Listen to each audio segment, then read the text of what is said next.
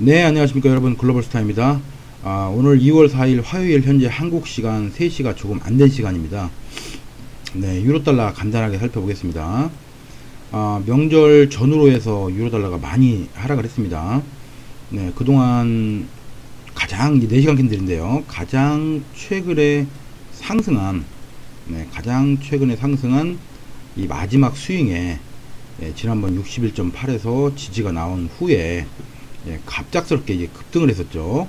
이렇게 쐐기형을 만들고 있다가 PMI, 독일 PMI, 여러가지 그 유로존의 PMI들이 좋게 나오는 호재를 빌미 삼아서 갑자기 이게 급등을 지난번 했었죠. 그리고 나서 생각보다는 요쯤에서 이제 지지가 되고 반등을 할 거라고 봤었는데, 물가 문제가 최근에 CPI라든가 WPI, PPI 등의 물가 문제가 이제 발목을 잡으면서 유로존이 더 이상 추가적인 어떤 뭔가 부양책을 써야 되지 않냐라는 그런 시장의 기대감이 생긴 것 같아요.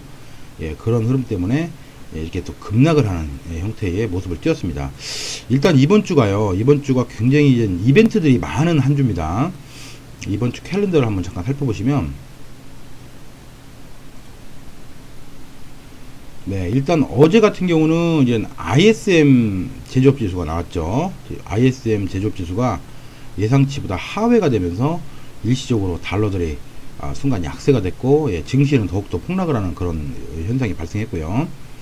이제 수요일 날, 오늘은 이제 그 CPI, PPI, 유로존의 PPI, 그 생산자 물가 지수죠. 이게 좀 발표가 되고, 밤늦게 미국에 또 공장 주문도 있고, 그리고 수요일날 저녁에 밤에 ADP 넘팜부터 이제 시작을 합니다. ADP 넘팜부터 시작을 해서 그 목요일날 그 파운드의 금리 발표, 그 다음에 유로존의 또 금리 발표가 있겠죠. 그리고 금요일날 지난번에 서프라이즈하게 쇼크를 안겨줬던 넘팜 페이롤에 대한 또 비농업 취업자 수죠. 이거에 대한 발표가 있습니다. 즉 수요일 ADP 넘팜, 목요일 금리 발표, 그 다음에 금요일 넘팜까지 그 이벤트가 아주 줄비한 한 주입니다.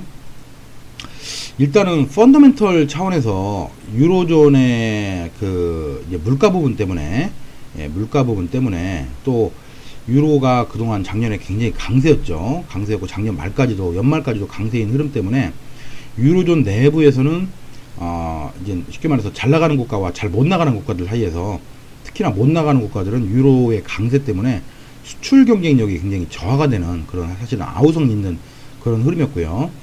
또 더군다나 물가가 발표되는 게 지속적으로 그 ECB가 기대한 2%에 크게 못 미치는 0.7%, 0.9% 정도밖에 연율로 상승이 안 되기 때문에 디플레이션 우려가 지금 부각이 되고 있는 현상이에요.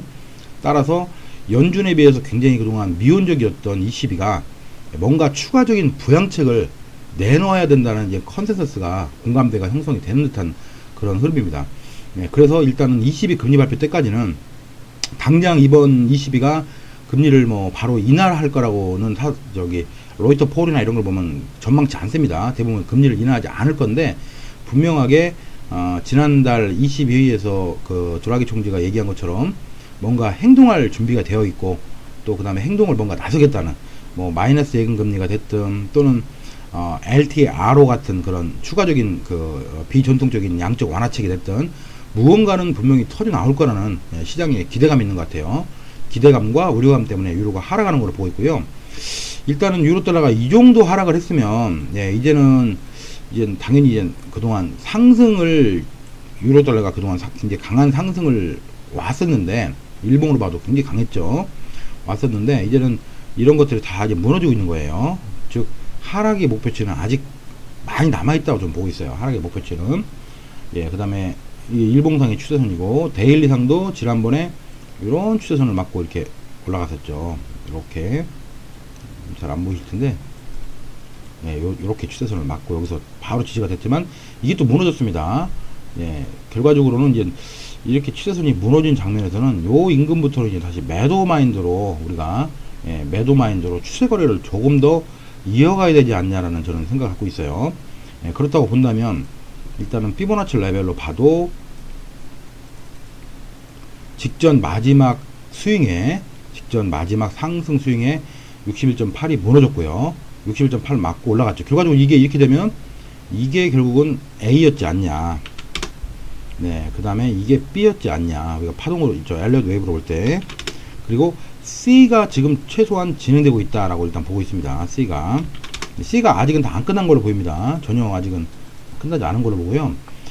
그렇다고 본다면 우리가 이제 파동의 목표치를 한번 예측을 해보면 최소한 C는 과거에도 한번 말씀드렸듯이 적어도 1.34 레벨 또는 1.325 레벨 요 선까지는 C를 열어둬야 된다고 저는 생각을 하고 있어요. 그래서 가급적이면 올라오면 매도마인드로 아직은 4시간 캔들로 보면 이격이 충분히 조정이 안 돼 있죠.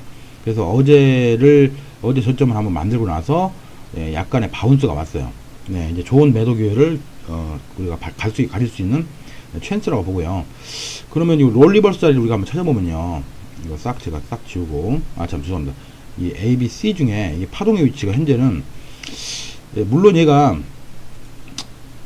이게 지금 지난번에 이 B파 이후에 요 내려오는 모습이 굉장히 파동으로 카운트하기가 어려운 그런 흐름이에요.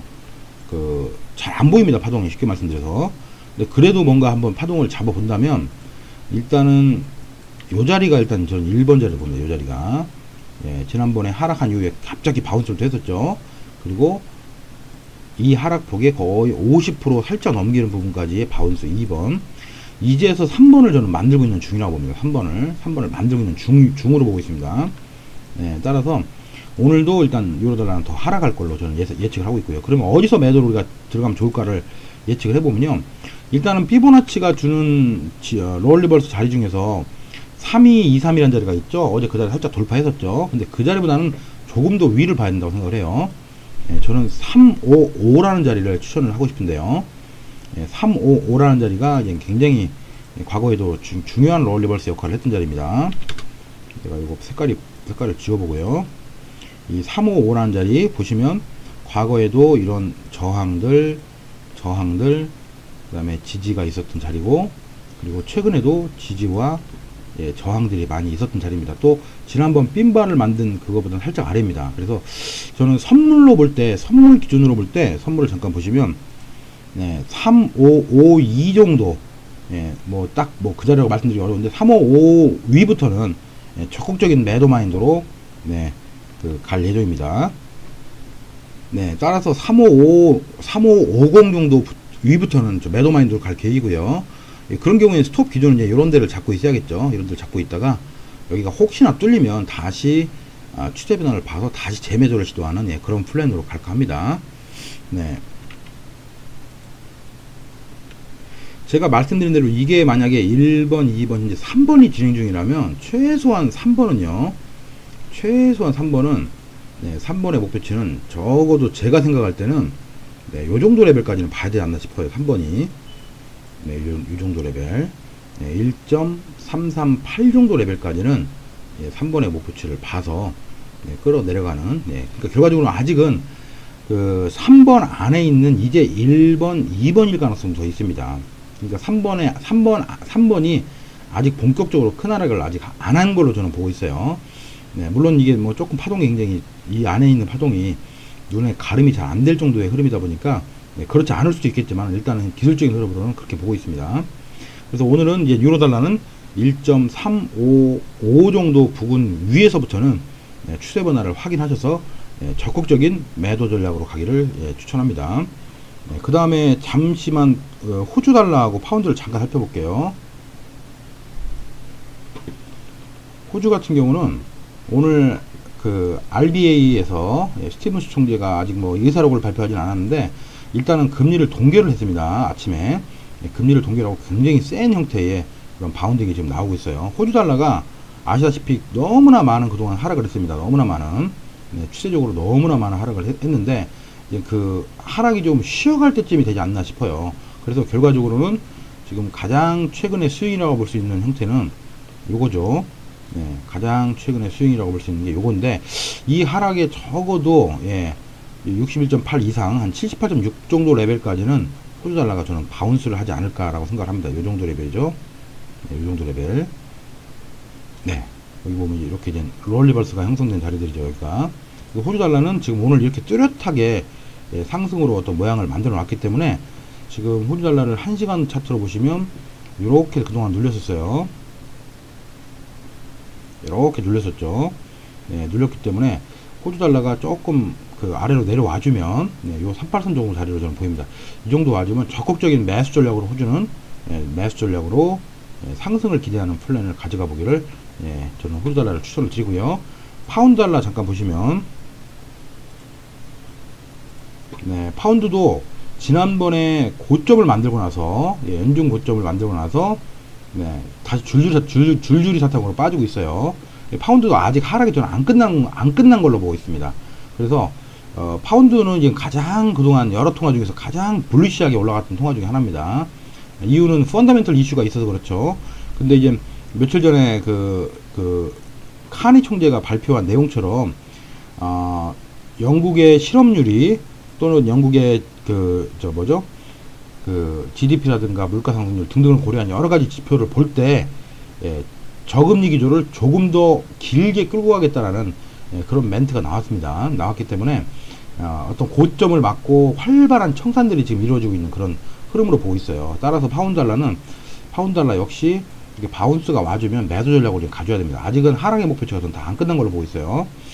그러면 이제 파운드 달러를 매도 칠 수 있는 영역이 특히나 어제 같은 경우 가장 마지막 스윙이 뚫렸죠. 가장 마지막 스윙이었던 여기서부터의 상승이 뚫렸습니다. 어제 밤 늦게.